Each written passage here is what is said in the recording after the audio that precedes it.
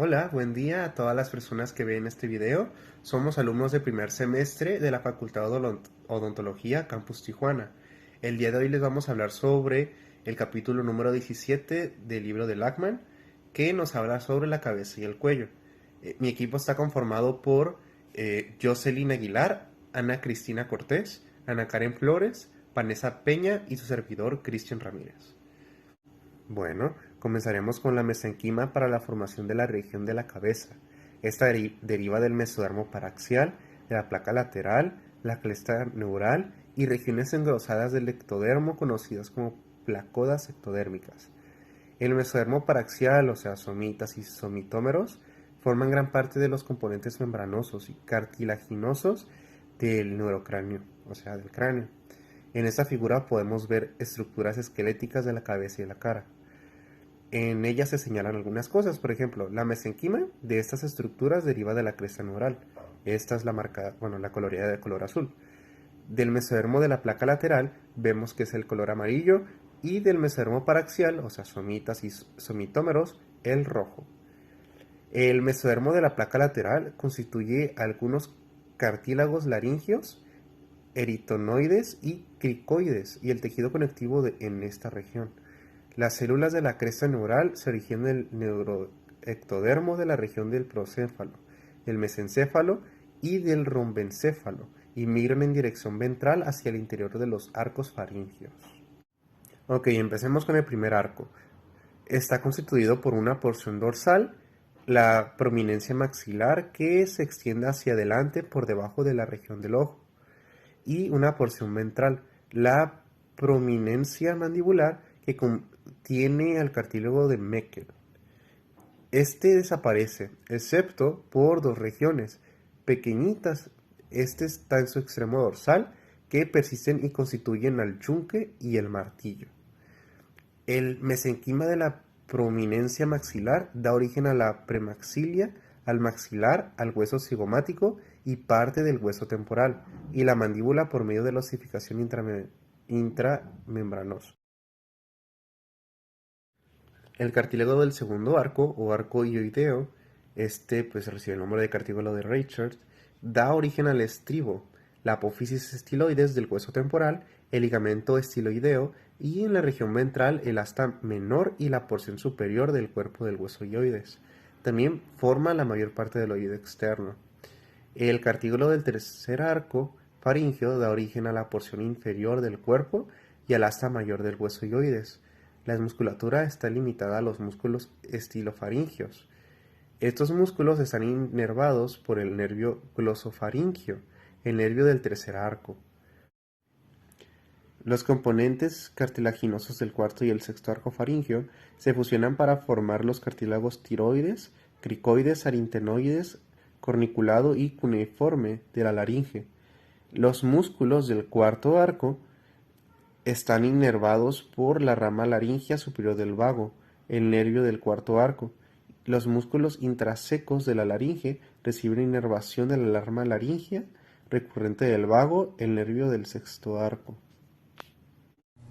Ahora yo, Ana Cristina, voy a hablar sobre las bolsas faríngeas. El embrión humano está formado por 4 pares de bolsas faríngeas. La primera bolsa forma un divertículo parecido o similar a un tallo. El receso tubotimpánico que entra en contacto con el revestimiento epitelial de la hendidura faríngea, la porción distal del divertículo se ensancha para originar una estructura similar a la de un saco.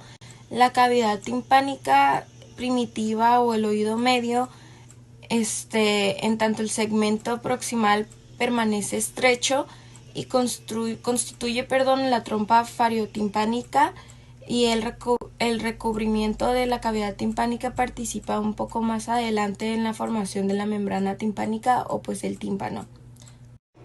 Ahora en la segunda bolsa faríngea, la cubierta epitelial de la segunda bolsa prolifera y forma yemas que penetran al mesenquima circundante. Estas yemas sufren una invasión secundaria por el tejido mesodérmico para constituir al primordio de las amígdalas palatinas. Ok, ahora en la tercera bolsa faríngea tenemos que pues la tercera y la cuarta se caracterizan, por un extremo distal, por una ala dorsal y la otra ventral. En la quinta semana el epitelio, de la región dorsal de la tercera bolsa se diferencia en la glándula paratiroides inferior. En tanto la región ventral forma un timo, los dos primordios glandulares pierden su conexión con la pared faríngea y el timo migra entonces a una dirección caudal y medial, llegando consigo a la paratoides inferior. Por último, de las bolsas faríngeas tenemos que el epitelio de la región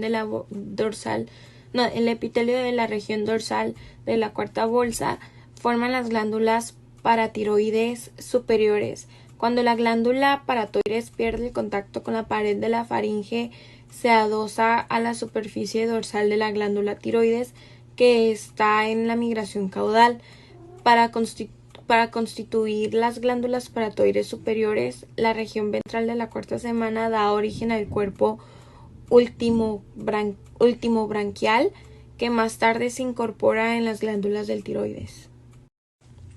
En resumen, la primera bolsa faríngea se hace la cavidad timpánica, o sea, el oído medio, y la segunda bolsa pues son las amígdalas palatinas y la fosa amigdalina. La tercera bolsa son las glándulas paratiroides inferior timo, y la cuarta bolsa pues ya son las glándulas paratiroides superiores y el cuerpo ultimobranquial.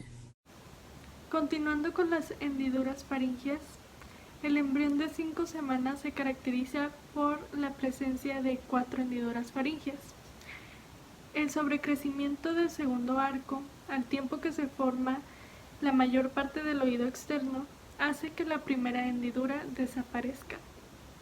La proliferación activa el tejido mesenquimatoso del segundo arco, lo que lleva a superponerse al tercero y al cuarto. Por último, se fusiona con el borde epicárdico en la región inferior del cuello, y la segunda, tercera y cuarta hendidura pierde contacto con el exterior, teniendo así una cavidad denominada seno cervical, que posteriormente desaparece. Para la formación de la lengua, se habla de que en la cuarta semana el primer arco faríngeo va a generar 2 protuberancias laterales, que es la parte anaranjada que se muestra en la foto, y también una protuberancia medial, que se le conoce como tubérculo impar, que es la bolita anaranjada que se ve en medio. Por otro lado, el segundo arco, que lo podemos ver en la imagen, que es de color azul, el tercer arco, que lo vemos ilustrado de color amarillo, y parte del cuarto arco de color verde, nos va a generar la cópula, o también llamada eminencia hipobranquial. La porción posterior del cuarto arco, que es la bolita verde que vemos, va a ser importante para el desarrollo de la epiglotis.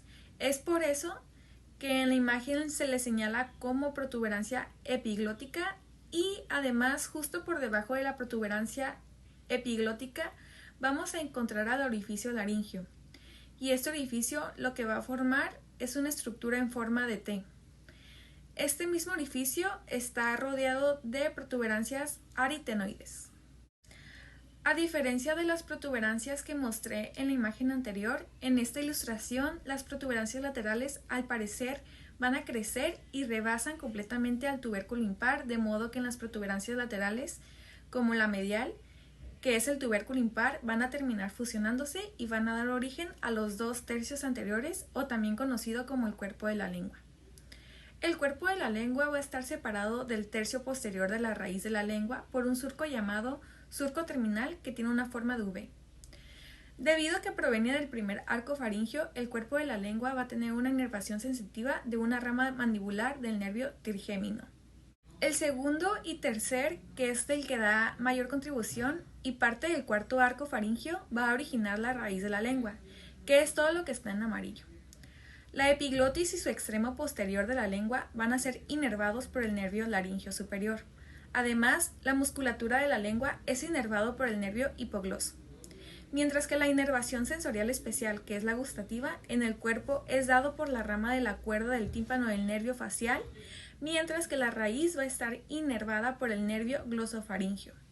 Entre las correlaciones clínicas podemos encontrar las fístulas branquiales, que ocurren cuando el segundo arco faríngeo no crece caudalmente sobre el tercer y cuarto arco, dejando residuos de las hendiduras segunda, tercera y cuarta en contacto con la superficie mediante un conducto estrecho.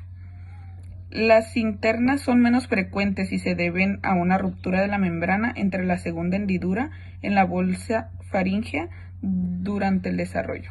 Es como la imagen que podemos ver aquí, que es una bolita en la parte del cuello, que es un quiste. Las almohadillas endocárdicas conotruncales ocurren por la alteración de las células de la cresta neural, por lo que muchos de los niños que nacen con defectos craneofaciales sufren anomalías cardíacas también. El síndrome de Treacher-Collins es un trastorno poco común. Se caracteriza por hipoplasia de la maxilar, mandibular y arcos cigomáticos.